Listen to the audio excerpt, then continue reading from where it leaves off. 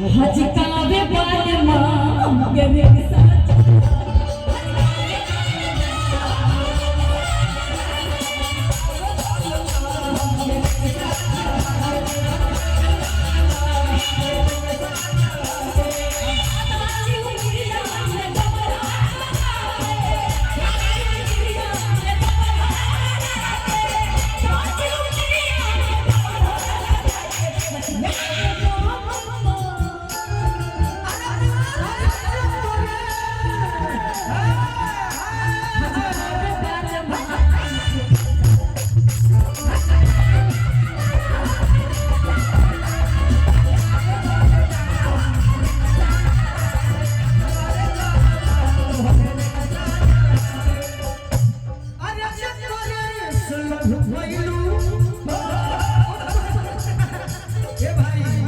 ये रिक्शा वाला गाना के जवाब हमारा भी नहीं के हमारा अकड़ाई आती हूं मैं जब जो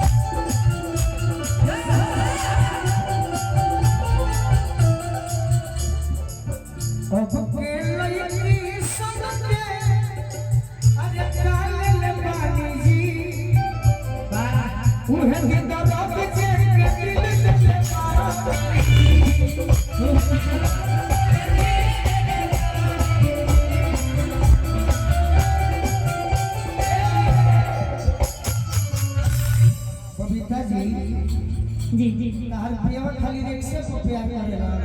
कुछ अच्छा बात कहो हां जी जब हमनियों के अच्छा लगे तो ठीक है सही अच्छा के गुरिया भरान भरले जब पिया के गुरिया भरान पूरी जिंदगी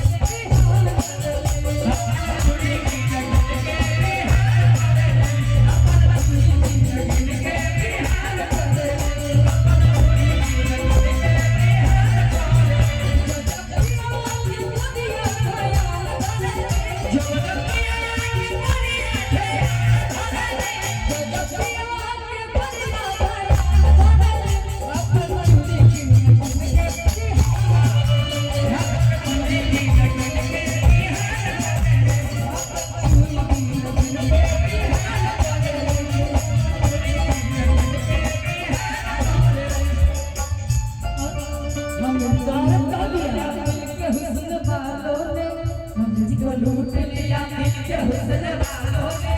गोरे गोरे गालों ने काले काले बालों ने गोरे गोरे गालों ने काले काले बालों ने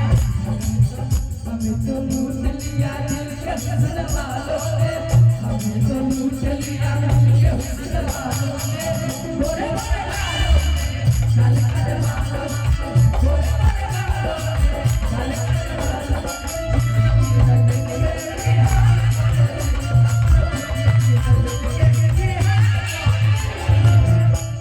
अच्छा एगो बात बताओ लोग दोनों जाए कि जो नी बाज बाजता हां जी ये कौन बाज बाजता ये जो रिदम बज रहा है कौन सा बज रहा है कौन सा क्या? इसे हम दादरा कहते हैं, खेमटा कहते हैं। इसमें मजेदार गीत गाएंगे तो अच्छा लगेगा। जैसे आप गाएंगे अपन चूड़ी गिन गिन के बिहार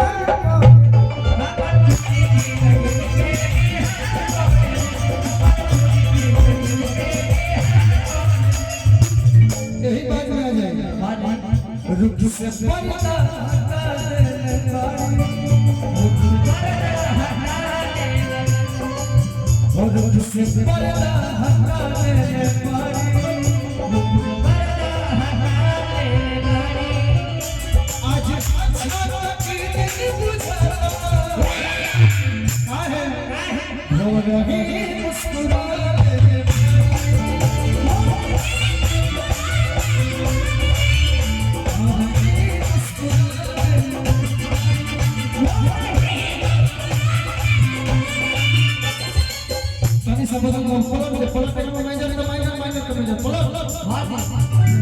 इसी में अगर गा सकते तो हिंदी में गाएंगे। हेलो हेलो शीशा टूटे फूल मच जाए, शीशा टूटे फूल मच जाए।